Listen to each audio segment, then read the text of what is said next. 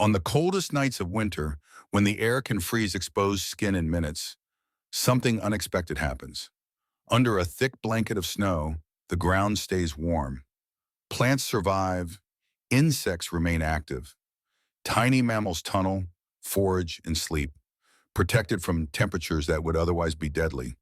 And all of this happens beneath something that feels, to us, brutally cold. So how does frozen water become one of the most effective insulators on Earth? Today, we're uncovering the quiet physics behind snow and why winter's harshest surface hides one of nature's most important survival systems. When winter hits and you look out the window at a fresh blanket of snow, your first thought is probably something like, well, that looks cold. And you wouldn't be wrong, snow feels freezing to the touch. But here's the surprise. Beneath that icy surface, snow is doing the exact opposite of what you'd expect. It's keeping things warm.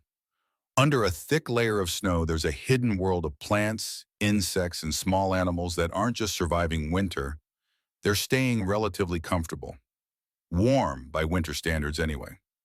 This is why delicate plants can survive sub-zero nights, and why tiny mammals don't freeze solid when temperatures plunge.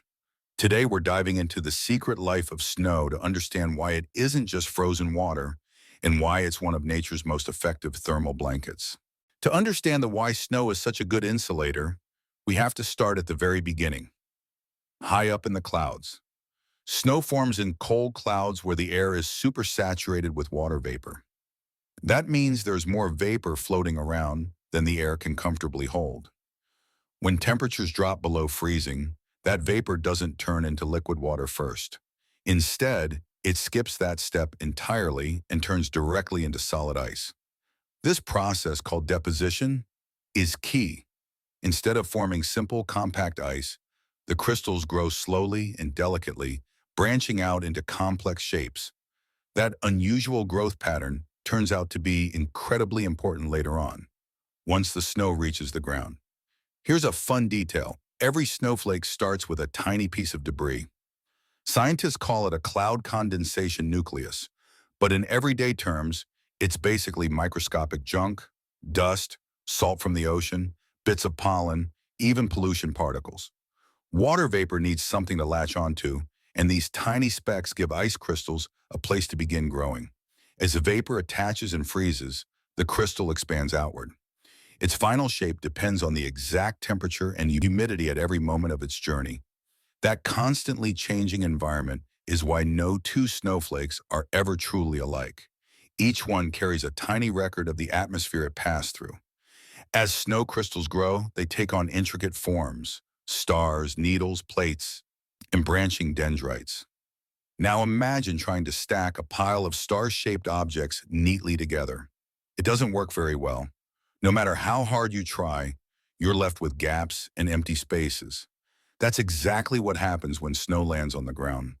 Those sprawling, jagged shapes don't fit snugly together. Instead, they pile up loosely, creating a structure full of tiny voids. And those voids, those empty spaces, are the key to snow's insulating power. Here's the number that really puts things into perspective. Freshly fallen snow can be up to 95% air. Only a tiny fraction of a snowbank is actually frozen water.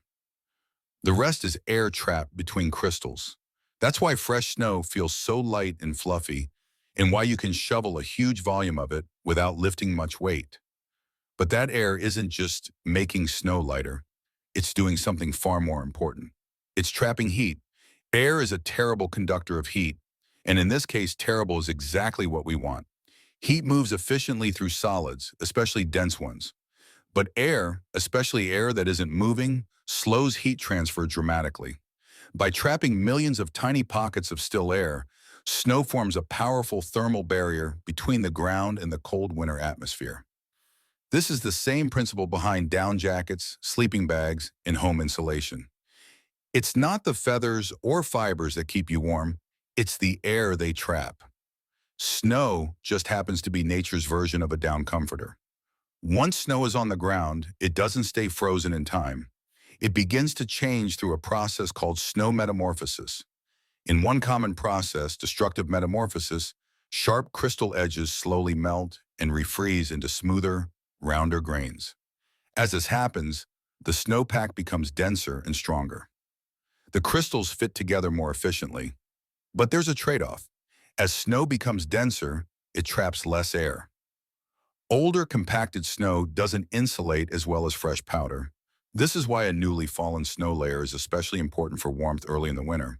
At the base of the snowpack, something different happens. The ground below is relatively warm, while the surface above is much colder. That temperature difference pushes water vapor upward through the snow. Near the soil, that vapor refreezes into large, hollow crystals known as depth hoar.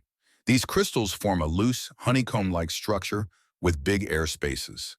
This layer is especially important because it creates a stable, protected zone right above the ground, a perfect sheltered corridor for winter wildlife.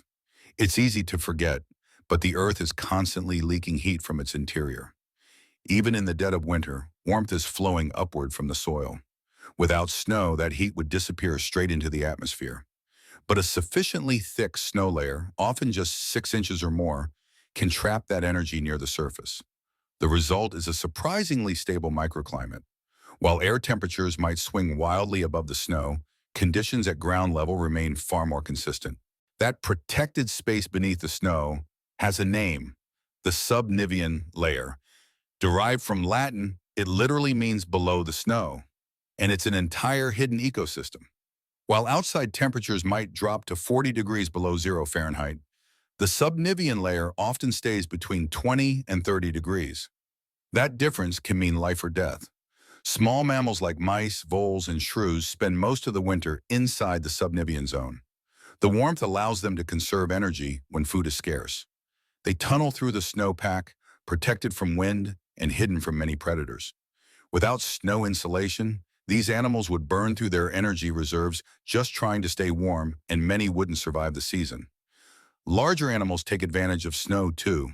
Foxes and owls can hear prey moving beneath the snow and plunge down to catch a meal. In the Arctic, female polar bears dig deep snow dens where they give birth and raise cubs. These dens block wind and trap body heat, creating a safe nursery in one of the harshest environments on Earth. For polar bears, snow isn't just cold, it's essential shelter. Humans figured this out long ago. Indigenous Arctic communities, including the Inuit, perfected snow shelters like igloos and snow caves. Because snow traps heat so efficiently, the inside of an igloo can be 40 to 60 degrees warmer than the air outside. The design is clever. A lowered entrance traps cold air, while sleeping platforms sit higher, where warm air collects. Incredibly, people have survived weeks or even months using nothing but snow as insulation. Snow insulation matters just as much for plants and soil.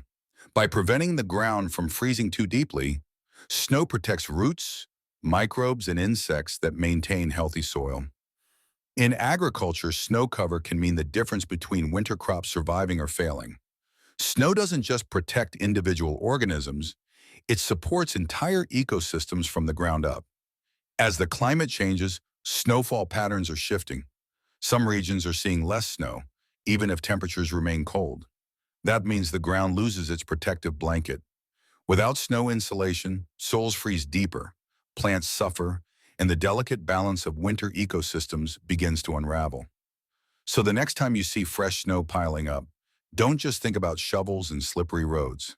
Think about the millions of tiny lives being kept warm beneath your feet, and how something that feels so cold can quietly be one of nature's greatest acts of protection. Snow isn't just winter, it's survival. Snow is easy to think of as empty, just frozen ground, winter waiting to end. But in reality, it's one of the most carefully structured materials nature creates. A blanket woven from air, shaped by physics, and refined by temperature and time. It quietly protects ecosystems, stabilizes soil, shelters wildlife, and even taught humans how to survive some of the coldest places on Earth. As climate patterns shift and snowfall becomes less predictable, understanding snow's role matters more than ever. Because when the snow disappears, it's not just the landscape that changes, it's the invisible world beneath it. So the next time winter lays down a thick layer of white, remember what looks cold from above may be the very thing keeping life alive below.